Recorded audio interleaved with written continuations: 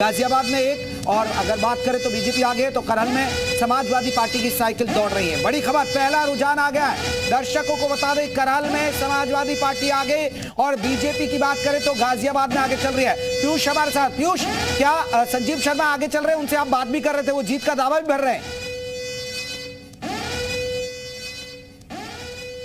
तो बीजेपी उम्मीदवार संजीव शर्मा गाजियाबाद से आगे चल रहे हैं। रुझानों में संजीव शर्मा आगे चल रहे हैं। हालांकि ये सुरक्षित सीट मानी जाती है, पिछली बार भी बीजेपी यहां से जीती थी। इस बार क्या रहेगा? करहल की बात करें तो अखिलेश यादव की सीट है, इसलिए क्योंकि अखिलेश यादव 2022 में यहां से विधायक बने थे।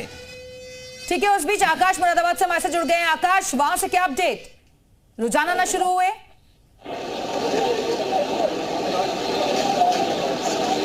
आकाश, आवाज मिल रही है आपको? आकाश, क्या आप सुन पा रहे हैं?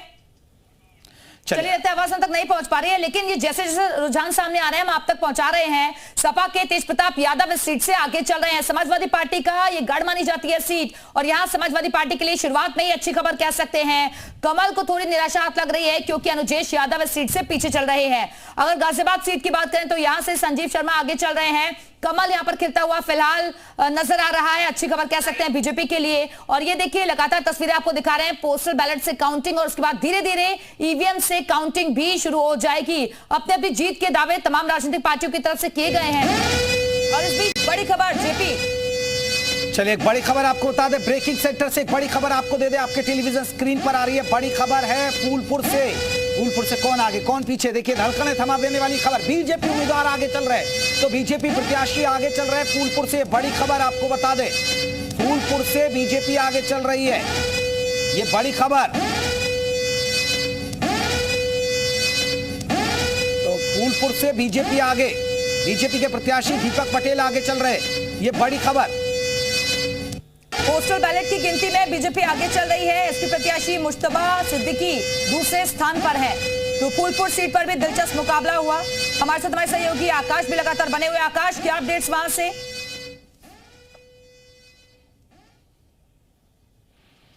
आकाश, आवाज मिल रही है आपको? चलिए, लगता है आवाज उन तक नहीं पहुंच पा रही है। तो एसपी प्रत्याशी मुश्तबा सिद्दीकी दूसरे स्थान पर हैं। पोस्टल बैलेट की गिनती में आगे चल रही है बीजेपी। शुरुआत में बीजेपी के लिए अच्छी खबर कह सकते हैं। फूलपुर सीट का हाल हम आपको बता रहे हैं। सीट पर भी कांटे का मुकाबला हुआ था, अपने अपने जीत के दावे किए गए। बीजेपी प्रत्याशी इस सीट से आगे और पोस्टल बैलेट की गिनती में बीजेपी प्रत्याशी आगे चल रहे हैं। कमल खिलता हुआ नजर आ रहा है।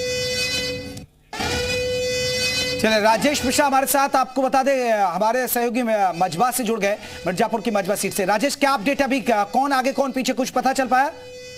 देखिए, अभी पोस्टल बॉक्स की गिनती चालू हो गई है और इसके बाद आधे घंटे बाद ईवीएम की भी गिनती चालू हो जाएगी। ईवीएम रखा चुके हैं टेबल पे। अब इसके जैसे ही वहां से सूचना मिलती है हम आपको अपडेट करते हैं। और लगभग 8:30 बजे तक बैलेट बॉक्स का आने की सूचना है। उसके बाद 8:30 बजे ईवीएम की गिनती चालू हो जाएगी। और अभी यहाँ पे स्पष्ट गिनती नहीं मालूम हो पाएगी कौन आगे पीछे है। और जैसे ही आता है हम अपडेट करेंगे। यहाँ पे सपा और भाजपा की प्रमुख रूप से लड़ाई है और देखना है कि कौन आगे होता है। जी राजेश, अभी रुझान मिल पाया अभी मजबा में कौन आगे? जी नहीं, अभी तो आपको हम बताएंगे। देखिए, ये यहाँ से अंदर काउंटिंग हो रहा है। यहाँ पे पुलिस व्यवस्था दुरुस्त है और काउंटिंग के लिए पहले बैलेट बॉक्स की काउंटिंग किया जा रहा है। इसके बाद आपको बताएं कि ईवीएम भी टेबल पे लग रहे हैं और उसके बाद टेबल की। चलिए राजेश, अभी अनाउंसमेंट नहीं हुई है कौन आगे कौन पीछे, अभी ये बड़ी खबर आपको बता दें। लेकिन अभी दर्शकों को जानकारी दे दें, 9 की 9 सीटों पर कौन आगे कौन पीछे। करहल से दर्शकों को बता दें कि समाजवादी पार्टी आगे चल रही है। गाजियाबाद की बात करें तो यहां बीजेपी आगे चल रही है। फूलपुर से आपको बता दें, ये बताया जा रहा है कि बीजेपी आगे चल रही है। लेकिन अभी 3 सीटों का हमारे पास अभी रुझान मिल रहा है। वही टैली आप देख सकते हैं आपके स्क्रीन पर, आपके टेलीविजन स्क्रीन पर। महाराष्ट्र झारखंड की भी टैली चल रही है कि वहां पर क्या माहौल चल रहा है। टैली के मुताबिक आप देख सकते हैं कि अभी महाराष्ट्र में 17 सीटें बीजेपी और 13 कांग्रेस प्लस को मिल रही हैं। और इसके बाद तस्वीरें आप देख सकते हैं, प्रयागराज के फूलपुर की ये तस्वीरें आपको दिखा दें, जहां पर ईवीएम को लेकर यहां अधिकारी कर्मचारी पहुंचे हुए हैं। तस्वीरों में देख सकते हैं, इनको आपको बता दें टेबल पर रखा जाएगा और उसके बाद यहां पर पोस्टल बैलेट खोले जाएंगे। पोस्टल बैलेट के बाद ईवीएम खोलेगी और उसके बाद फिर धीरे धीरे तस्वीर आना शुरू हो जाएगी। बड़ी खबर आ रही है ब्रेकिंग सेंटर में, आपको बता दें ब्रेकिंग सेंटर से हम पर एक बड़ी खबर है, महाराष्ट्र चुनाव की बड़ी खबर। ये जुड़ी खबर आ रही है यहां पर बीजेपी गठबंधन आगे चल रहा है। ये बड़ी खबर, महाराष्ट्र में बीजेपी गठबंधन कांग्रेस गठबंधन पीछे चल रहा है, क्योंकि महाराष्ट्र पर भी सबकी नजरें और झारखंड पर भी नजरें। बीजेपी गठबंधन 24 सीटों पर आगे चल रहा है, पोस्टल बैलेट वहां भी खुल रहे हैं। कांग्रेस 18 सीटों पर आगे चल रहा है। तो हम आपको महाराष्ट्र, झारखंड, इसके अलावा यूपी और इसके अलावा आपको हम केदारनाथ सीट, जो उत्तर प्रदेश के अलावा उत्तराखंड की सीट है, केदारनाथ सीट, उस पर क्या रहेगा ये हम आपको बताते रहेंगे। बड़ी खबर, बड़ी जानकारी दर्शकों तक पहुंचा रहे हैं।